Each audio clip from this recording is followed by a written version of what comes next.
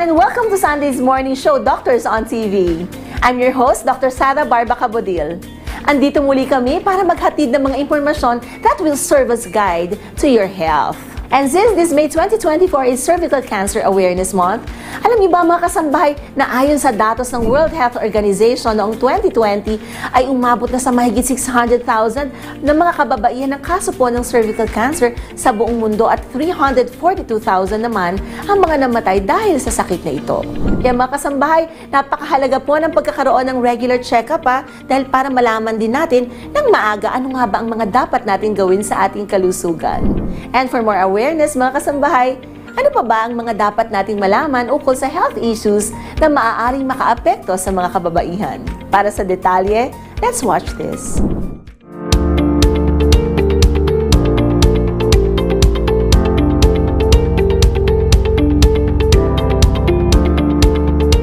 Good morning mga kasambahay!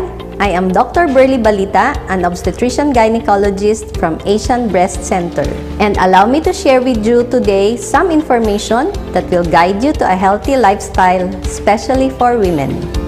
Tara, join me and let's talk about it.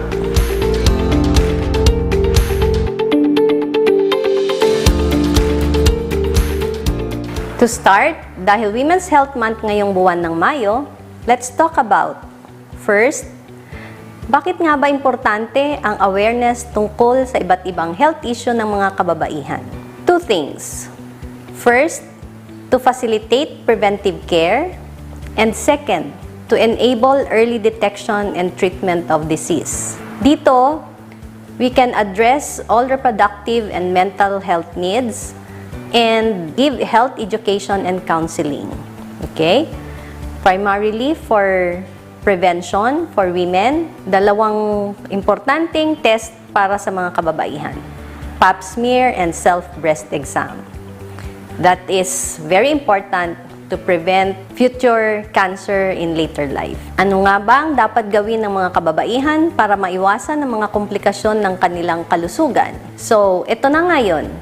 Kung nagpapa-check up kahit walang nararamdaman, may iiwasan natin yung mga sakit na mas seryosong problema pag maagang nagpapa-check up.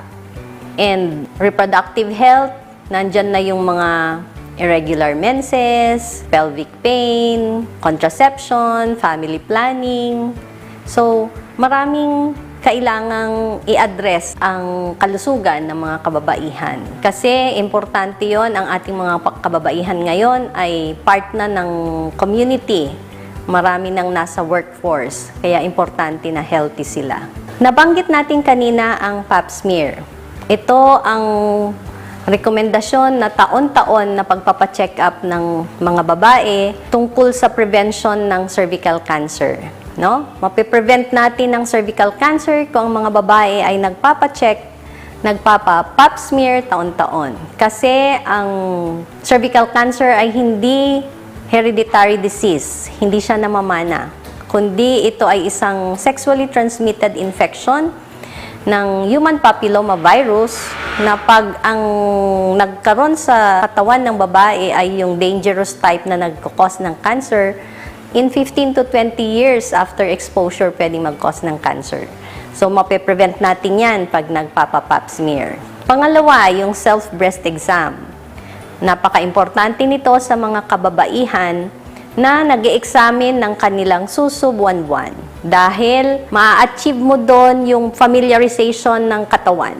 No? Pag buwan-buwan nyong ini-examine regularly ang inyong mga breast, mafa-familiarize nyo at anumang pagbabago doon, anytime, kayo ang unang makakapansin na ikukonsulta nyo dapat kaagad sa mga doktor para hindi na-late yung diagnosis tsaka yung treatment.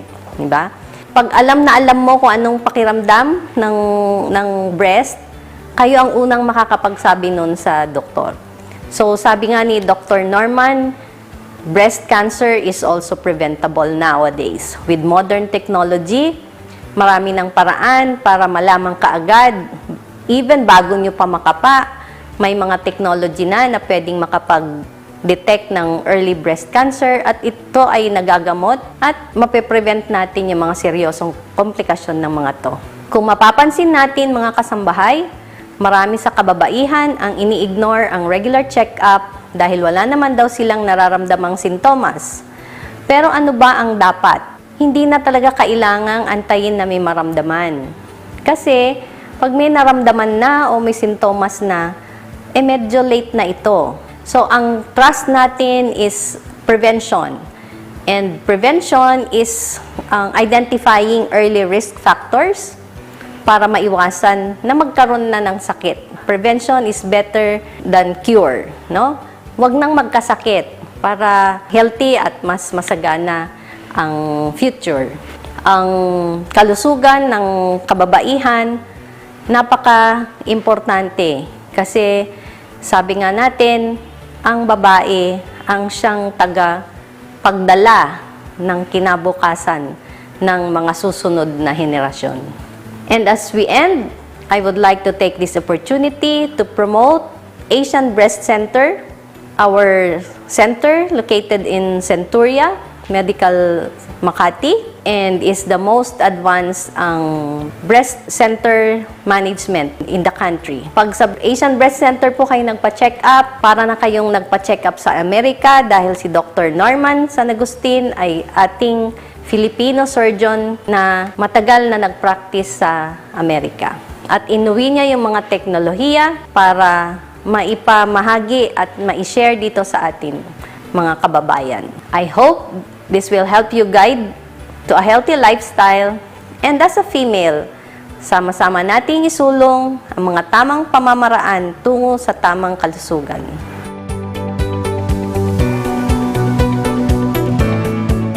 Again, I'm Dr. Burley Balita, obstetrician gynecologist from Asian Breast Center.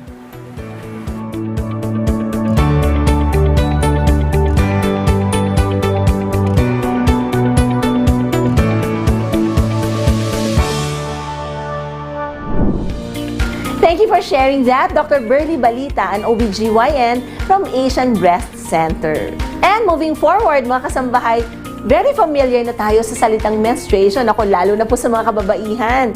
Ngayon, pag-uusapan naman natin ang tungkol sa menorrhagia. Ano nga po ba ito? Panoorin po natin ang paunang detalye.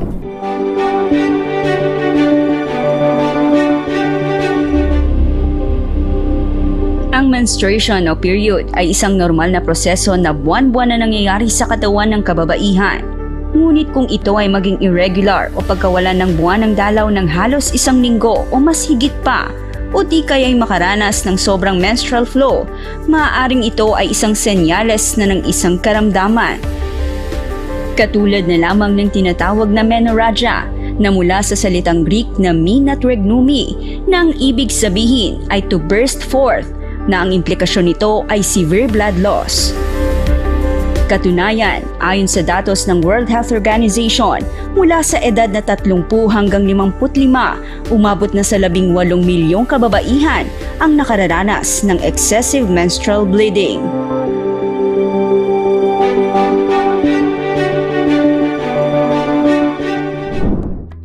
At para sa karagdagang impormasyon tungkol sa menorrhagia, we have invited a medical professional in the field of obstetrics and gynecology. Let us welcome Dr. Romeo Mendoza, also known as Doc Romy, an OBGYN from Makati Medical Center. Good morning, Doc Romy, and welcome to Doctors on TV. Thank you, Dr. Sarah, for inviting us. Okay. Yeah. And baka simbatiin mo ng ating mga viewers. Good morning po, everybody.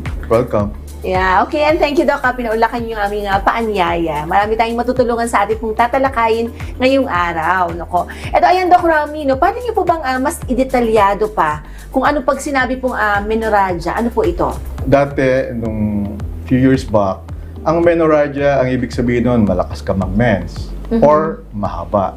Ngayon, may bago ng definition ang menorrhagia. Ang tawag nila HMB, meaning heavy menstrual bleeding. Para ano na siya, encompassing so many symptoms of vaginal bleeding. Dati, meron tinatawag na menometrorrhagia o kaya hypermenorrhea. Mga technical terms ito. Na mahabang mens o kaya yung iba naman, polymenorrhea, meaning ang interval ng menstruation mo masyadong short.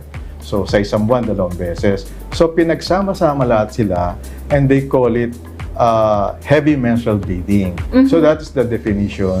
If you look at it, ang heavy menstrual bleeding is any kind of bleeding na nakaka-apekto sa babae, both physically, socially, mentally, materially, pagpanay-panay. So, pag may ganun na simptomas sa babae, tinatawag na heavy menstrual bleeding or menorrhagia. Yun ang I see. Okay, so but can this be very subjective? Kasi pwedeng sa akin malakas ito or marami, pero sa iba pwedeng hindi. So, I mean, can we quantify this menorrhagia before we come up with this kind of diagnosis? Yeah, that's a good question kasi depende sa perception ng babae. Yan. That's why if you look at the statistics worldwide, it could range from 5% to 51%. Ibang culture, they're more sensitive to bleeding. I see. Tawag nila, ay, may problema na ako. So, to answer your question, dapat alam mo muna natin kung ano yung normal. So, ang normal is, ang duration is 4 to 8 days. Yun ang duration ng menstruation. The usual, ang tawag doon, 95% of women, ganun ang kanilang menstruation, between 4, yung duration, 4 to 8 days. Ano namang interval? Ang interval is between 24 to 38 days. Yun ang range. Tapos, yung dami naman, ang normal is from 5 ml to 80 ml. So, in effect, in the span ng menstruation, so pag 80 ml, that's equivalent to probably 3 tablespoons. Yun, parang gano'n. Doc, excuse me, yung 5 to 80 ml, did you mean like yung buong like natapos na yun mula day 1 hanggang natapos? Yes. Okay, so kasi di ba ang 5 ml ay isang kutsarita? Isang kutsarita. So, ibig sabihin kung kahit ganun ka-konti, it's still normal? Still normal. Oh, and 80 ml, so that would mean kung saan natin ilagay. Kasi ang isang kutsara kasi is 15 ml. So, like roughly mga 5, ganyan. 75 di ba? Okay. Limang kutsara and mga isang... So, basically, right. yun ang normal. Okay, Yes, so... yes. And I do not know if you're familiar, sa isa bang regular na sanitary napkin, mga ilang ml ba yan? May pictogram actually na ano yan, sa sanitary napkin. Pag minsan, pag konti lang, that's 5 ml. Ano? Pag ang definition, pag bubuo na yung dugo, then there's something wrong. Usually, hindi dapat nagbubuo, nagka-clot yung dugo. I see. Because that is a mechanism of the body. Pag masyado ng maraming menstruation, nagbubuo siya, the body preserves blood So, ganun ang pag buo-buo na yung lumalabas, of course, ibang usapan ko kung ganyan. Talagang heavy menstrual bleeding yan, no? Pero pag buo-buo na yung lumalabas, there's something more than the usual. Yeah, kasi we would hear also stories from some women na hindi nagsusuffice ang isang sanitary napkin. Yes. Parang so first that would be so uncomfortable for a lady, 'di ba? Na parang baka magstay na kaagad. So ang ginagamit nila would be a newborn what's this? A nappy diaper. Yeah. Yung ganyan. So so nakikita natin yung discomfort that menorrhagia can bring sa isang babae. Then that is the definition. Pag it affects a woman, kaya nga yun ang... kaya nyo hinima yung iba't ibang aspeto. Kaya nga pag it affects the woman emotionally, physically, mentally, and materially. Yes. Pag ano. Okay, so naku, napakaganda na explanation. Introduction pa lang to, Doc. Okay, ito. So basically, ano ba mga causes of menorrhagia? Unang-una, or heavy menstrual bleeding, dalawang ano yan. It's either yung nasa uterus, yung corpus na tinatawag, yung bahay bata, yun ang pag-menorrhagia, yun ang pinag-uusapan. Pag ang bleeding is coming from the cervix or the quelly of the cervix, hindi siya kasama doon. Those are for cervical cancer. So, we will focus on yung sa matres. Sa matres. Okay. Yung pag sa menstruation Sa po. menstruation. Okay. So, that is sa bahay bata. Yun na. Okay. Now, actually, meron kaming sa field namin, meron kaming a system of defining. It's called palm and coin. Okay. Coin. Yung Barya. But the coin is with the E. So, palm is P-A-L-M. Okay. Palm. Ang cause doon, P is polyp. What is a polyp? A polyp is parang, it's an outgrowth sa loob ng matres. Ang loob ng matres ang tinatawag doon endometrium. Pag may fleshy material na outgrowth yon, that's a polyp. Yung parang conceal, Doc? Nakbasa outgrowth? Yeah, it's an outgrowth. It's a fleshy. Parang ano yan, no? Ano naman ang A? So, P-A. Adenomyosis, ang tawag namin. So, ano naman ang adenomyosis? Adenomyosis, ano yan, parang, it's also part of the endometrium, pumapasok sa muscle ng bahay bata. Ang bahay bata kasi parang gano'n sa loob, endometrium. Pag pumapasok yung endometrium or lining sa loob ng muscle ng mattress, na nasa gitna, di ba? Na nasa gitna, it causes inflammation or lumalaki. Adenomyosis yan. All of this causes bleeding. So, what's the next one? L. L is yung pinakasikat, leiomyoma o yung myoma or fibroid. Fibroid naman is a growth, a muscle growth na nasa mattress, whether it's nasa loob, nasa labas, nasa gitna. And usually, that's not cancerous in great majority. More than 98 to 99% of the time, it's not cancerous. And then, what's the next? M. M is malignancy. So, pag meron kang makapalang lining ng endometrium, siyempre, minsan investigate mo yan. It could be malignancy or a pre-malignancy. So, lahat nitong sa palm, parang if you look at it, ang tawag dyan, organic. May problema sa mattress structurally. Okay. Then the other side, coin. Yung coin with the E. With the E. So, C is coagulopathy. Coagulopathy is para may problema sa bleeding ng babae. When I say bleeding, an example of that is, in a month's time, parati siyang maraming bruises. So, kaya pag nag-nosebleed siya twice a month, parang gano'n. Those are signs, no? But that's not common. And it's usually hereditary or genetic. Pero siguro, Doc, yung mga simpleng kapag ka nasugat, di ba, usually tayo madali naman mag-impis ang pagdudugo. Pero pagka may mga coagulopathy, sila yung mas matagal ang prolonged ang bleeding time. Okay, nagpabunot ka ng ngipin para mas matagal as compared sa others. O kaya nga yung may history ka nung pag inopera ka, para madali kang duguin, mahirap control yung bleeding. So, those are signs, no? So, that's the C. O is ovulation. Ovulatory, meaning, ang babae kasi, the usual is, in the middle of the month, nag-ovulate siya. And that's the time she is fertile. Unfortunately, for some women, hindi sila nag-ovulate. And then, what happens is, nagkakaroon ng sinatawag na the familiar term, meron ho akong hormonal imbalance. That is the ovulatory hormonal imbalance, which is the more common one, no? Na walang structural defect yung mattress. Coin E, there's a problem in the endometrium. Chemical, technical term, may problema sa bleeding mechanism sa thromboxane, prostacyclin. So difficult to know, but that is not common. I see. And then, N, not classified na yun. Yung di mo na alam kung what's the cause. So anything else? Yes. Pero wala dun sa mga na-mention? Yes, it could be a chronic infection ng mattress, kaya nagkakaroon ka bleed. So practically, yun ang mga causes ng Okay, so there's really a wide range of causes pala, Doc, And ito bang menorrhagia, I mean, syempre, sasabihin natin, pag masyadong maraming dinugo, yun yung magiging seryoso na siya. But can this be life-threatening po? Of course, yes. Yung bleeding kasi, pwedeng acute or chronic. Chronic meaning 6 months ka na dinudugo and then unti-unti bumababa yung hemoglobin mo, nanghihina ka. Yung acute, that's also life-threatening. Kasi ang tao, pag nawala ng about 2 to 3 liters of blood, may effect yan. Parang that is a very severe anemia already, yan yung natawag namin. And that's life-threatening. So, pwede kang mahilo, could affect the heart, yung kidneys mo because less blood supply. No? Parang kang nasaksak minsan. Some bleeding is really very heavy na parang gripo na maana. Then you really have to control it. So, in those terms, it's life-threatening also. On the other hand, if it's chronic, yung pinagtsatsagan mo lang, wala kang iniinom na iron, and then, habang tumatagal ang panahon, pag kinuha mo yung hemoglobin mo, yung what we call CBC, it's so low that it causes parang so many things, yung panghihina, putlang-putla ka. In those terms, you might have a heart problem. if it's a prolonged. Kasi, di ba, ang dugo naman na nagbibigay ng oxygen sa mga ibang party ng katawan natin.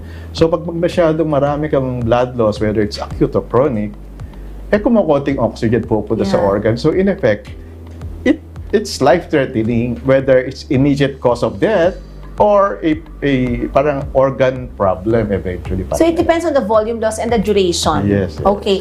And pero Doc, ito no, basically po ba ito hereditary din ba? Kasi parang minsan may mga naririnig tayo, ang lakas-lakas mag-men. Sabi, naku, hindi ganun din ng nanay niya nung araw eh. So, I mean, or is it a myth or a fact? Actually, yung hereditary, yung sinasabi coagulopathy, yun. Yung iba naman, kasi pag you're in the overweight side or obese, you're also prone to bleeding yung ovulatory type. In those terms, probably yes. And also yung very maaga ka nagkaroon ng menarche, and then ganun ang lahi nyo, it could also be. Although not necessarily just because your parents or your titas nagkaroon ng menorrhagia, that's it. Although if you look at it, like say for myoma, a big portion of the female population may mga myoma, but then di naman necessary may bleeding. Hindi naman necessarily gamutin yon. Hindi naman necessary operahan mo. It's just so happen meron sila. I see. And eto, Doc, gano'ng kabata yung pwede magkaroon ng menorrhagia? I mean, pagkatapos ba ng yung onset ng first menstruation, parang pwede anytime? Pwede siyang prone na rin yung isang bata para magkaroon ng menorrhagia? Or is it a case-to-case basis? When you say menorrhagia, yun ang terminology or heavy menstrual bleeding. Reproductive age. So, kung titignan mo, yung WHO sinasabi, ang reproductive age is 18 to 48 to 49. So, that's the more common. Marami ding mga dalaga, yung bago pala mag-mens, na talagang irregular menstruation. And sometimes that's normal because of the ovulatory aspect. Meaning, hindi pa masyadong mature yung kanilang hormonal, yung tinatawag nila hypothalamic pituitary axis na nagbabalance ng menstruation niya. Kasi hindi pa siya mature dahil bata pa. So, nakaka-apekto yan sa menstruation. So, it's possible that it could happen at a younger age. But in general terms, from 18 to about 49 to 50, reproductive age. Pag nag-menopause ka, ang tawag doon post-menopausal bleeding na. In terms, pareho sila nag-bleed. Parang ganun lang ang separation. Iba-iba din ang management. So, nasa criteria lang. Depende kung saan papasok. Okay, so, eto Doc, kanina kasi di ba we've been mentioning about yung dahil prolonged bleeding, okay, so very disadvantageous siya dun sa aspect na it can affect, okay, yung oxygen status ng katawan, di ba, na nakaka-affect yung sa mga blood supply sa iba-ibang organs mo. But apart from that, if we talk about like fertility or anything about the reproductive system of a female individual, so affected ba to? How can menorrhagia affect this? Depende kung anong cause. Like say, a polyp can cause menorrhagia or heavy menstrual bleeding, tapos it causes probably a blockage. Or structural defect. Structural defect. So, adenomyosis pwede rin kasi adenomyosis is related to another term, endometriosis. So, that can cause, in terms of, myoma, depende sa location, it can cause infertility also. More so yung ovulation, may problema ka sa ovulation, hindi ka nag-ovulate, so, the chances of getting pregnant is very slim. Oh, okay. Naku, Doc, hitik na hitik yung ating discussion. Dami namin natututunan sa inyo, ha? Pero ito, pansamantala muna natin ititigil po at papatuloy natin itong maya-maya po lamang. Naku, mga kasambahay, dyan lamang kayo at magbabalik pa rin ng Doctors on TV pagkatapos mo ng ilang paalala.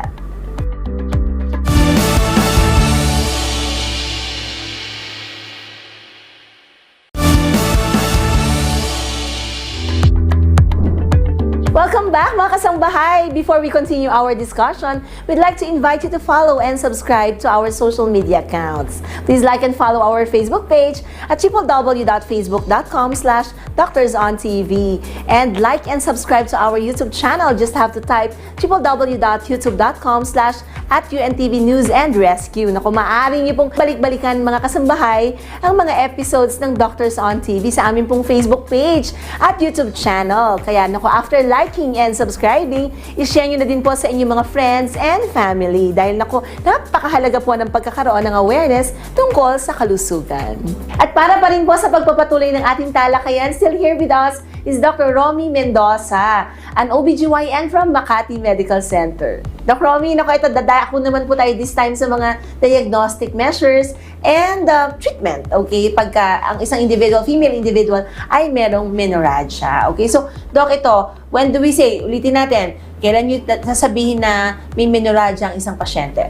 Yun ang nga sinasabi ko pag nagde-deviate to sa usual duration, usual interval, o kaya yung amount, then you suspect. So, kamukha ng lahat, siyempre nag-umpisa yan sa history.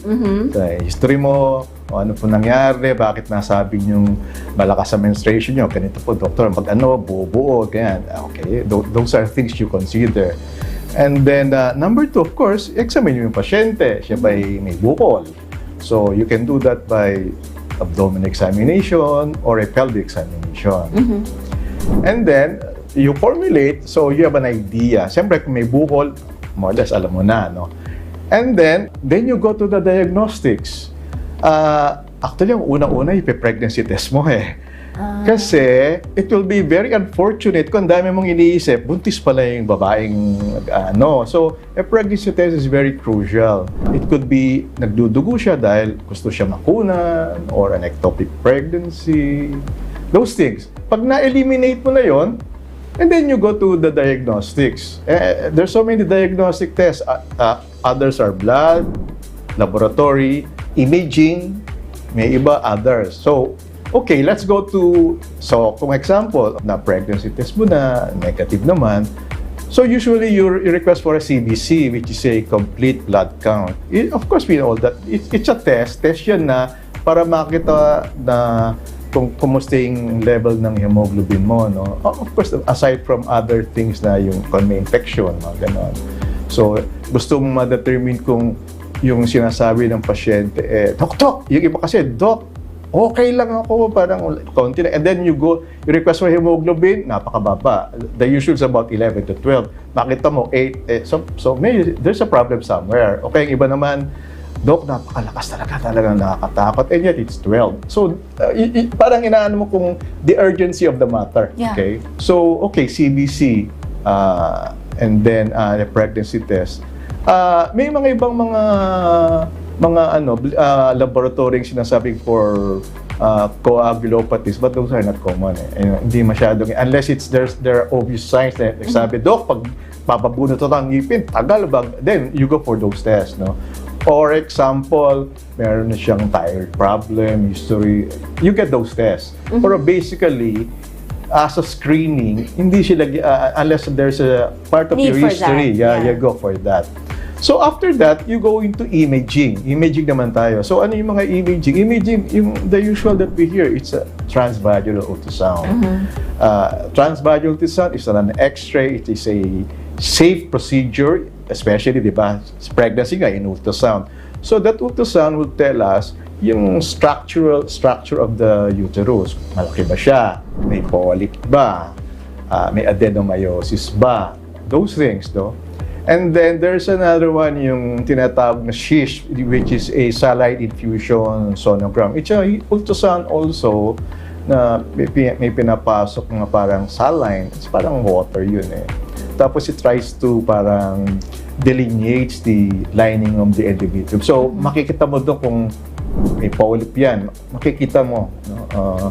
Or even a myoma na nandun sa loob ng malapit sa cavity. Okay. Of course, the newer ones are hysteroscopy. Hysteroscopy naman is a visualization sa loob ng mattress. Parang small telescope, something like that. It's a tube. Then you try to visualize, and then you see kung may polyp o kaya kung myoma. So practically, those are the tests. And another test is, if for example, based from ultrasound, makapalang lining. Depende rin kasi sa actually, if you talk to sonographers, yung nag-ultrasound, the best way to do the ultrasound is on day, like say, 6 of your cycle. Kasi parang may definite measurement ng endometrium kasi depende sa time of your cycle. This is for menorrhagia, yung day 6. No. For example, talagang makapal talaga yung lining kasi it cannot wait anymore. I'm talking about the chronic at makapal. Then this comes now yung endometrial biopsy. The endometrial biopsy, it will detect yung lining ng endometrium kung ito'y cancerous or precancerous. Nowadays, na yun hindi na yung parang dating renaraspa ka, parang ganun, under anesthesia. Ngayon, it's an outpatient procedure. May pinapasok na pipel and the patient is awake. You parang suction those tissues there. Then you send it to the laboratory. Mataas ang pick-up rate doon. Kung example, may suspicion ka ng cancer or of cancer. Cancer. Yes. So yun ang mga diagnostic practically yun ang I see. Okay, but if we stick to menorrhagia, siyempre parang nakita natin, parang, di ba, we can see na talagang i-investigate kung ano yung, what's causing menorrhagia. But on the side, alam natin na profuse yung bleeding. So, I mean, do you have like a side management first para lang matigil? Okay, matigil muna yung pagdurugo. Yes.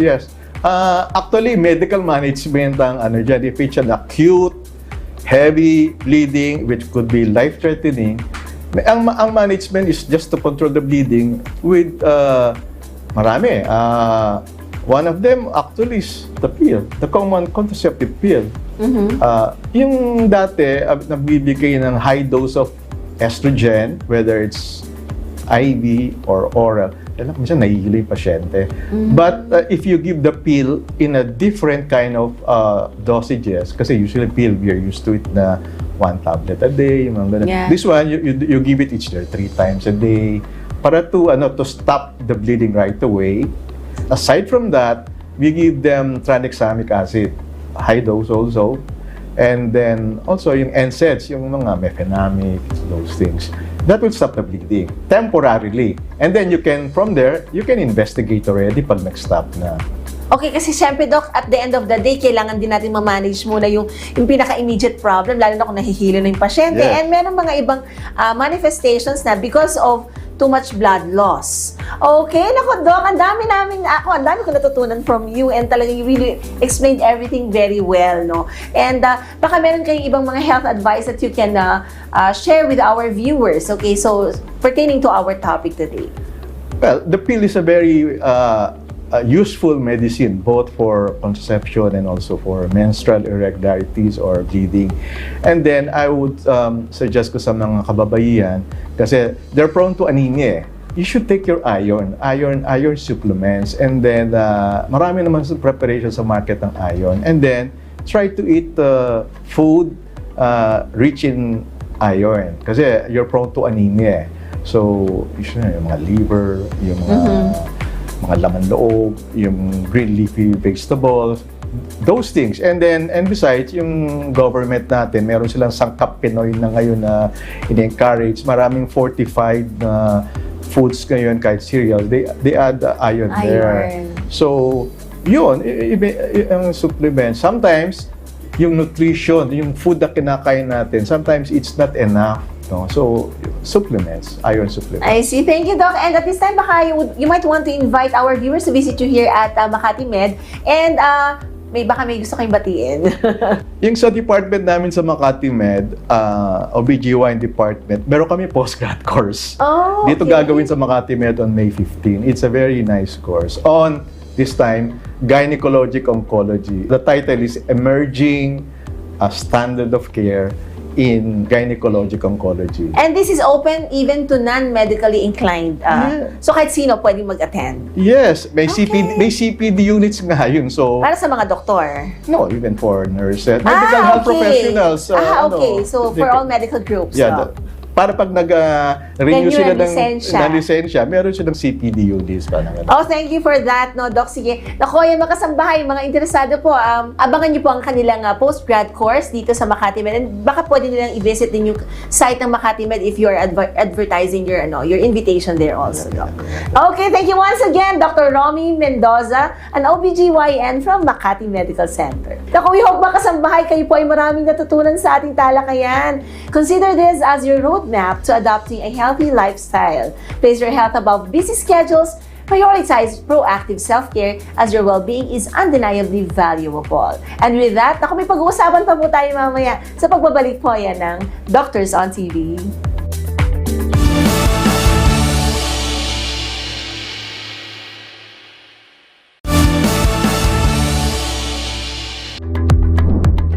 Nagbabalik po ang Doctors on TV. Syempre, bukod po sa adults, dako naman tayo sa pangkalusugan ng mga bata. Ano-ano naman po ang mga dapat tandaan pagdating sa female children and teens genital area problems? Para sa detalye, panoorin natin ito.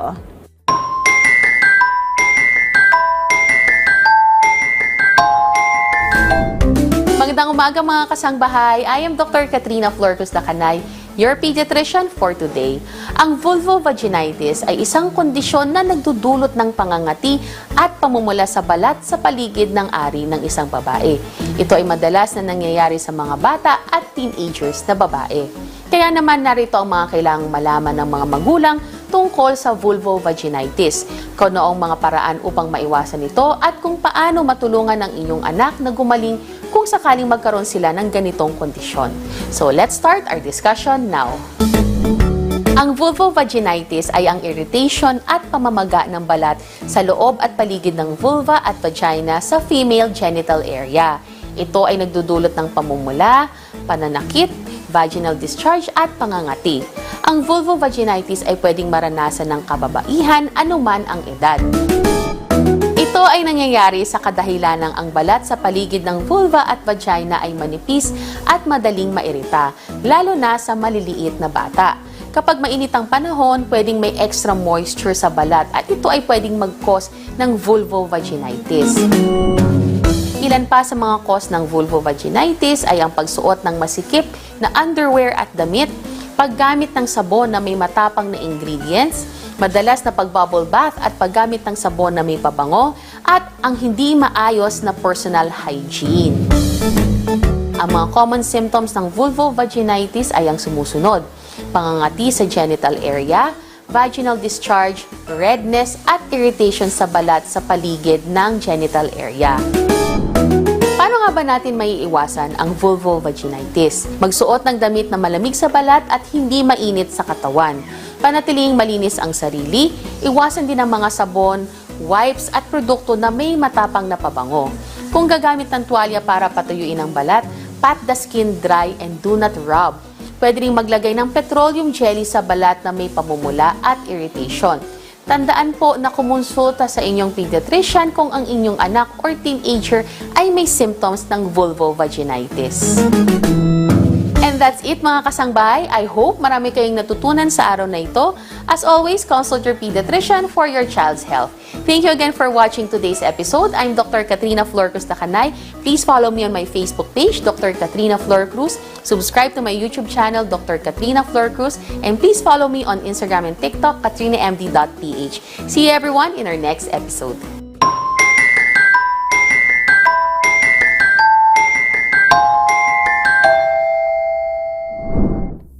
At syempre mga kasangbahay, para madagdagan pa ang ating kaalaman, pag-usapan natin ang uterine prolapse na madalas na nararanasan ng kababaihan sa edad na 50 pataas. Pero paano kung ikaw ay 18 years old pa lamang at meron ka na nito? Ano nga bang dapat mong gawin? Para sa impormasyon, panoorin po natin ito.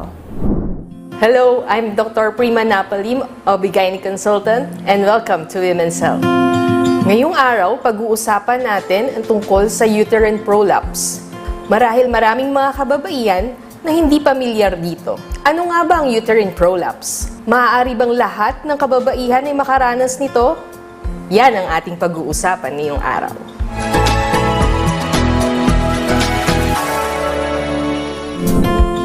What is uterine prolapse? Ano nga ba ito? By definition, prolapse, it is a prolapse of the uterus and cervix into the barrel of the vagina due to an endopelvic injury known as the cardinal and the uterosacral ligament dysfunction. Ito po ay isang kondisyon na buwa na kilala natin ng mga Pilipino. As the name implies po, na it's a prolapse, it means it descend or go down. At uterus is ang part of a female reproductive organ na ang matres. Kung i-combine po natin ito, prolapse, uterus. So, ibig sabihin po nito ay bumaba ang ating matres. Ano-ano nga po ba ang sintomas ng uterine prolapse? Ang most common is a bulging mass in the perineal area that falls out. It can be visualized or sensed by touch.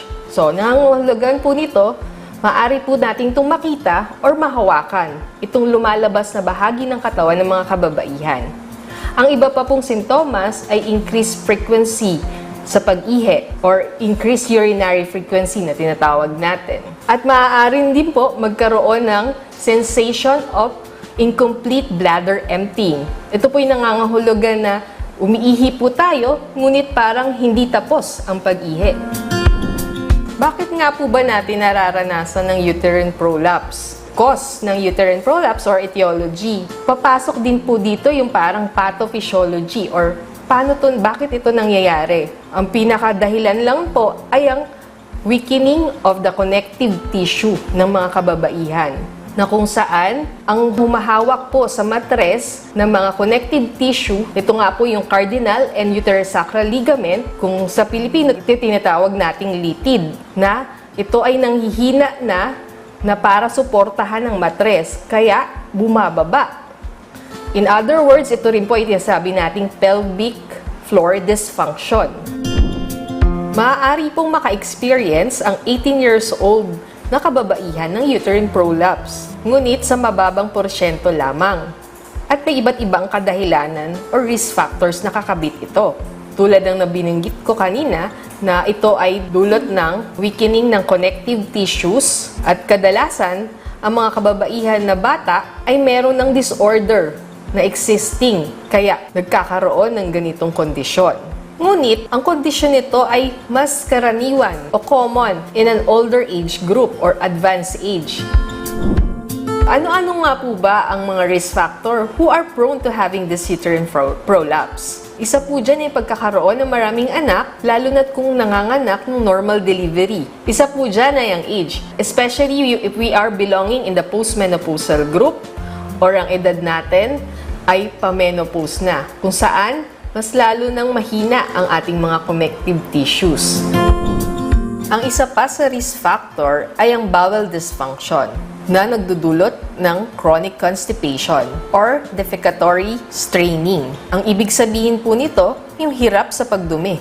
Kaya tuloy-tuloy yung pag-ire na napupwersa ang mga ligaments or mga litid na humahawak sa matres. Ang iba pa sa mga risk factors ay ang lifestyle factors tulad ng obesity, smoking, or high-impact exercise. At meron din po tayong genetics factors tulad ng having an existing disease like connective tissue disorder, natawag nating Marfan's or Ehlers-Danlos syndrome, and also ang strong family history. Kung may isa po sa pamilya, lalo na sa first degree, na nagkaroon na ng ganitong sakit. Pag na-diagnose po natin na may uterine prolapse, yung treatment with this uterine prolapse depend on the stage and the symptoms na kung ano po yung meron. So, kung ang treatment po dito ay non-surgical, malamang ito po ang sitwasyon ay hindi po malala or nasa stage 1 or stage 0. And then, we have also surgical plan for advanced stage. Ang non-surgical method or ang first line is yung doing pelvic exercise na kung saan nagkakaroon tayo ng parang straining exercise na para lumakas yung muscle and ligament ng kababaihan sa gawing puwerta. Yun yung non-surgical method. Also included in this non-surgical method is putting a pessary. This is a silicone instrument that it is pushed inside the vagina. Those are the non-surgical treatment. Ang surgical treatment po is yung kung saan ooperahan na po. Tatanggalin yung matres, pwede pong transvaginal or transabdominal. Ibig sabihin po nito, pwede pong ang pagtatanggal ng matres, since nakalabas na po siya, tatanggalin po mula dun sa ibaba, sa puwerta, or pwede pong sa tiyan, yung opera, no, sa taas. Pero depende po yan kung ano po yung sitwasyon or stage ng uterine prolapse na meron ang isang babae. Sana po ay marami kayong natutunan ngayong araw na to sa ating pinag-usapan. Kung meron po kayong katanungan at nais nyo pong magpakonsulta sa akin, maaari po kayong pumunta sa Dr. Josefa Bella Memorial Hospital, Tayuman, Manila at 5th floor. Muli ako po si Dr. Prima Napalim, isang obstetrician gynecologist, at palagi po nating tatandaan, lalo na sa ating mga kababaihan, that our health matters. Magandang araw po sa inyong lahat.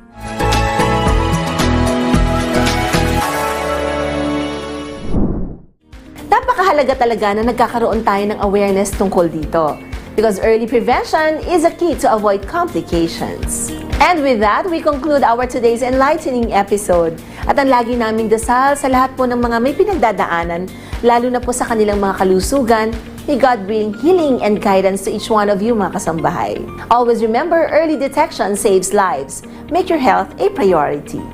But before we end, take a moment to watch this. Watch these snippets for the upcoming episode on Sunday. Sciatica kasi is actually a symptom, no? Hindi talaga siya sakit. So when you say sciatica, it actually refers to nerve pain, no? Ito yung pain na nanggagaling sa nerve sa likod kapag naiipit siya.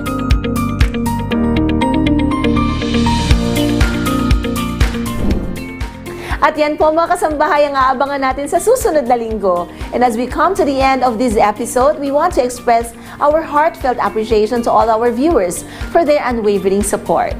Without you, we wouldn't be able to do what we love and provide you with valuable content. So, from the bottom of our hearts, thank you for your time and attention. We hope you continue to tune in and join us on this journey.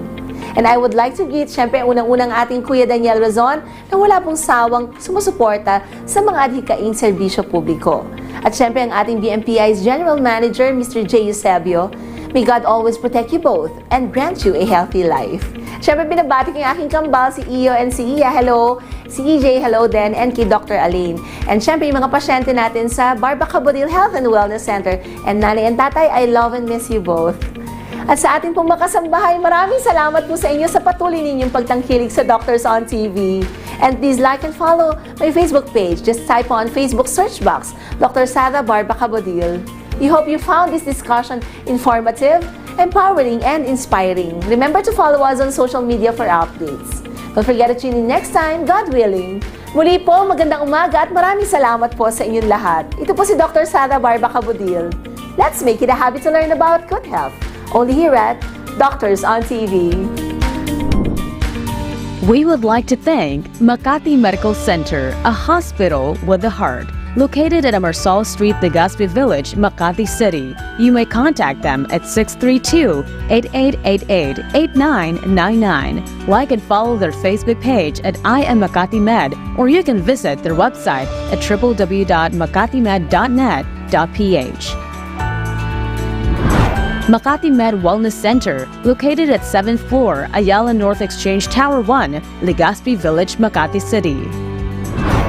We would like to thank Adlaon Optical, located at ground floor Super 8 Warehouse Poblacion, Baliwag, Bulacan, 0922-878-5911, and second floor Aliw Complex, MacArthur Highway, Calvario, Meycauayan City, Bulacan, 0922-861-2095.